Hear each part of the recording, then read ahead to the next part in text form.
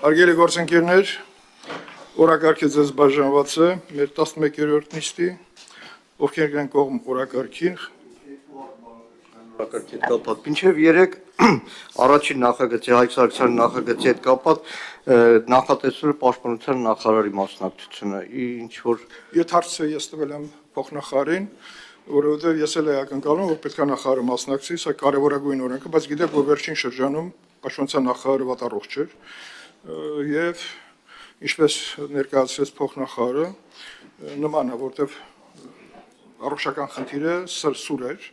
եւ կարծում եմ, որ մեզ դա պետք է չշեղի, սարս այնքան կարևոր է, որ մենք պետք է մանրամասն քննարկենք։ Ցանկալի կլներ, հետո երևի բանջեղաչափով այս իրավիճակի երկրորդ հարցը, նայեք, նախագիծը Հայկ Սարգսյանի ներկայացրածն է օրակարգում։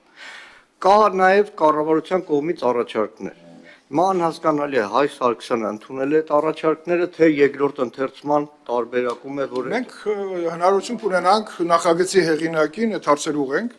ստանանք պատասխան եւ մեր քննարկումը, ես կարծում եմ բովանդակային առումով լինելու է շատ մանրամասն, որպեսզի քվեարկելուց առաջ մեր մոտ որևէ հարց չառաջանա։ Եվ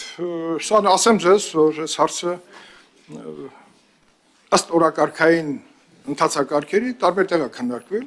նաև քաղաքացիական պայմանագիր